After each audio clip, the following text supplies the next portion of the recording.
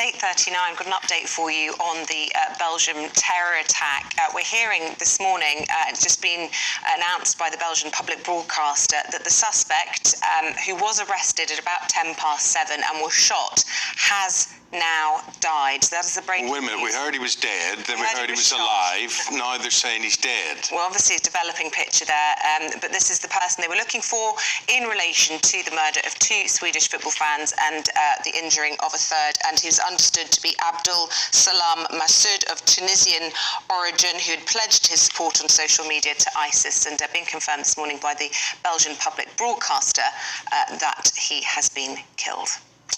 Okay, let's see what's making the headlines today. We do that in the company of Claire Purcell and Andy Jones. Very nice to have them both with us today.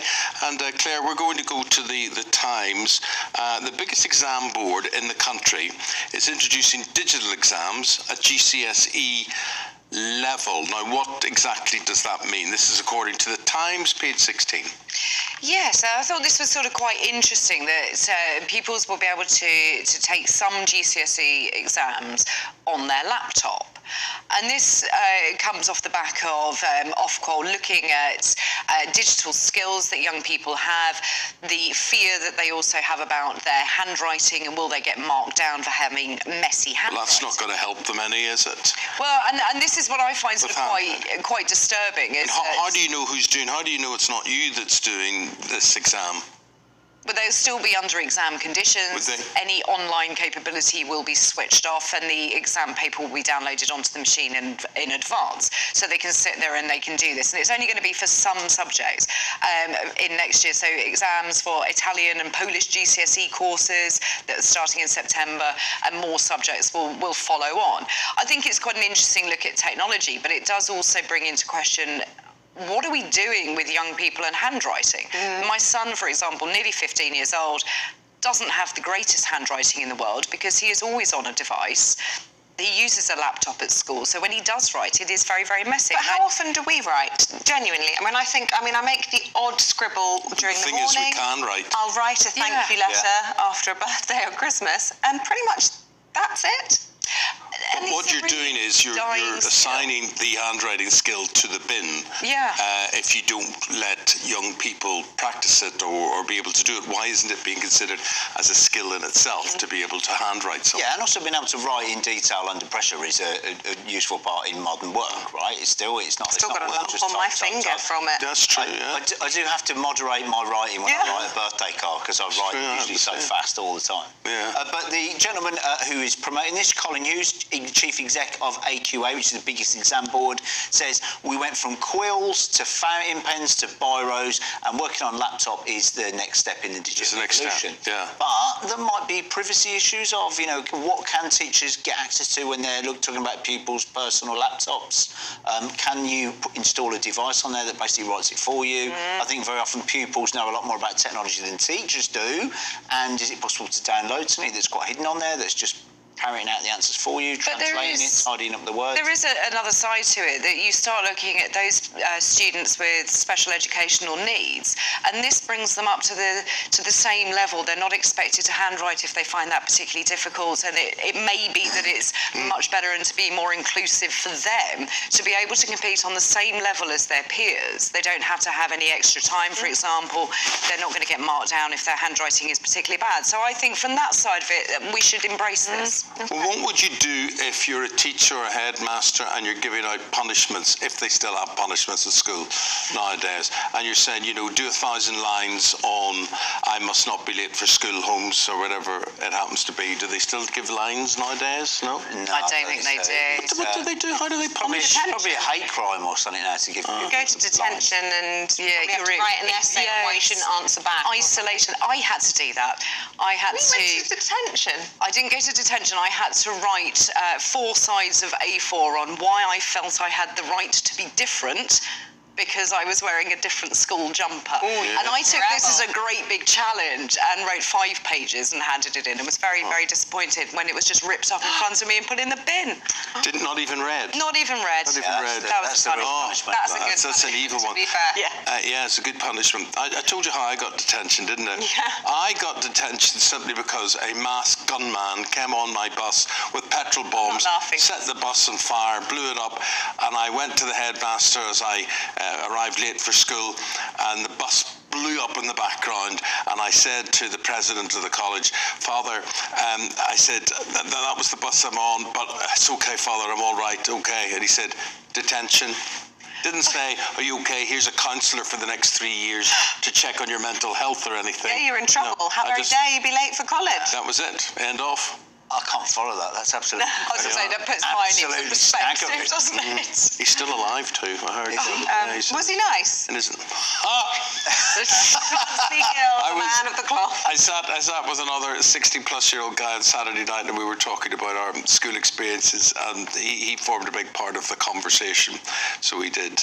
But we'll take that as a no. Ruled with a rod of iron. But however, is he nice to you now or not? No. Look, he is who he is. You know, the thing is that he kept the school separate from the civil disturbance that was going on around. Yeah. So there was no excuse. Schoolwork went ahead, school went ahead, and we couldn't come up with there's masked gunmen or a riot out in the street or whatever it is. That was it. Well, that was good in a way. On top of that, isn't it? It's good to Well, look, there's so much awful news around, really, really harrowing stuff. So what we really need is a disastrous threat to the human race, Andy, to cheer us up. Yes, we do. Any interest in an ancient zombie virus? There was a plot of a Stanley Tucci drama that was on Sky Atlantic a few years ago where a virus appeared after mammoths defrosted, and it's actually coming into fruition, if you believe virologist Jean-Michel Claverie, who says frozen Neanderthal corpses could harbour deadly diseases which are defrosting as the ice melts because of climate change. It's always climate change, isn't it? And this has already happened in Siberia in 2016, where deadly anthrax spores killed a child and thousands of reindeer because they defrosted. I thought anthrax was man-made. Apparently, it's it is, but it's also appeared out of the ice as well. Maybe a previous reincarnation of it. But all you've got to do to avoid the virus is steer clear of dead Neanderthals, mammoth wool, Siberian mummies, I don't know if you've got any of those in and around the building, prehistoric wolves, and the lungs of ancient influenza victims buried in Alaska's permafrost. Gosh. Yeah. So I don't know whether you get much of that in the queue at Greggs. We were mixing with, bats in a wet market in Wuhan, but, these things travel. Stay in the house. That's the end game for everyone. But on a serious point of view, I could see how you reawaken things. Maybe there's some benefit for mankind. I have no idea. But the chances are we are literally dicing with death here. Yes. We obviously have these heat waves. Leave it alone. What I'm trying to say, why are we poking around with this sort of stuff? I think there have been issues where the scientists have invaded the decayed bodies of these animals and messed around with viruses, as you saw with Wuhan. But this is a case that the ice is melting and these beasts are reawakening these viruses. No, sorry, let's talk about... Sorry, you want to... I wanted to go to the Peter Bone story because I don't feel like it's had enough coverage on our programme so far this morning, and it really is some quite significant allegations that he denies, but the independent parliamentary inquiry are possibly going to suspend him for 6 weeks. What for? Right, this is... so Peter Bone, the... Member of Parliament for Wellingborough, has been found to have committed bullying and sexual acts against a staffer. These do date back for sort of 9 years or so, and it was quite interesting when you look into the time frame of this. The complainant had registered their complaint with Conservative Central Office, who said that they might look into it. And then when the independent complaints and grievances scheme was set up within Parliament, that individual, having had no movement on this, went to them, but they couldn't investigate it because CCHQ was still investigating it. So it's complicated in that respect, but it does seem like it's some pretty bad behaviour, some pretty what would border on sort of almost sexual assault type behaviour so my understanding in of rooms. what happened was that, I mean, there was a sustained period of kind of targeting him, belittling, throwing objects, getting other members of staff to throw objects, and a particular incident happened when he couldn't get the shower to work and he was naked, and he called this staffer in, and the staff was trying to help him, but his genitalia were near the staffer's face, and that was deemed to be... And that wasn't in Parliament, let's just make this abundantly clear. This was on an all-party parliamentary group, and this was in a hotel room in Madrid. It does kind of beg the question as to why a backbench MP had taken their aid to something like this. He wasn't on official business. And I think that this is really dangerous. It's now up to the Standards Committee to see if they can uphold this, and then it will go through to a vote of the House of Commons as to whether a 6-week suspension is required. Now, if that takes place and the motion carries, then a recall petition can be issued in the Wellingborough constituency, and you are potentially looking at another by-election. So this is a massive headache for the Prime Minister in that respect, but also just shows you that the behaviour in Westminster is still there. It has still gone on, and no one has dealt with it. Although he denies the allegations. He does absolutely deny the allegations. Let's see what happens from that vote. Okay. So, Andy, my 2-year-old granddaughter is absolutely obsessed with Paw Patrol. Right? The cartoon series. Who isn't? And, but we now are dealing with a shoot, as in a parachute, a military hound. Tell us more. This is in the Sun. I think we'll put the image on screen. This is an image in the Sun of a dog, an Alsatian, which is jumping out of an aeroplane with a paratrooper. And the dog, if we can put it on screen, has its own parachute. And it has its own mask and its own uniform. And I'll have to describe it to you. And what's incredible about it is the mask fits over the dog's head, over its ears, and it's got breathing equipment. Because obviously dogs need to be able to breathe as they descend as well.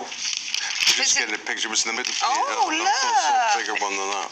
But it's important to say that this wasn't just, they weren't just doing this for fun. This is actually part of search and rescue training, where dogs are absolutely invaluable when it comes to search and rescue, especially in mountainous areas. So this is the Turkish Gendarmerie General Command. They were doing their training to get the dogs used to it and acclimatised so they don't panic in situations like that. But it's pretty impressive stuff. He's got a little goggles on and a little helmet. The dog, not the... And a camera. And a camera. He's got his own GoPro. I wonder how they get dogs into this. Like, do you jump off the top of a... Do you jump off the top of a wardrobe first? How do you begin to train a dog like this? That presumably is all about trust with their owner. A dog will do anything for their owner. And certain breeds are going to be... It's all about food. Anything for food. So I really saw lovely pictures, that much bigger than the ones that you were showing there. But then, of course, when it comes to getting them, I can't see where they are. And you can't even get a cat to go outside in the rain, but you can get a dog to jump out of an aeroplane. Are you being catist? I am catist. Not having it. So look, there's the picture. There's the picture we were looking for there, right? So you see the dog with its helmet on, its visors, its goggles there, and then attached to the parachute as well. So it's using dogs of war, really, I suppose, what it is. But anyway, there you are, you get the idea. Paw Patrol in real life. If you want to get kids reading newspapers, this is the kind of thing you need to get in there. Paw Patrol. Okay. From Paw Patrol to One Direction. Yes, now, as it turns out, Isabel, there was I on the plane last week going to Belfast. Not with One last Direction. Wednesday, and as I was getting out, my son said to me, "Oh, Dad, Liam Payne was behind you." I said, "Why didn't you tell me Liam Payne was behind me?" He said, "Oh, I didn't think you knew him." I know them all, right? So Liam Payne was there, and he was doing a number of things in Northern Ireland. Don't know exactly what, but he was doing a tourism thing. But Claire, tell us why he's in trouble. Well, this is he was clocked doing 43 miles an hour in a 30 zone and got 4 points on his licence, which took him up under the process to 12 overall. So therefore, it's an automatic losing your driving licence. So it does beg the question: how bad has his driving been previously? if this one tipped him over the edge to take him above 12 points on his licence.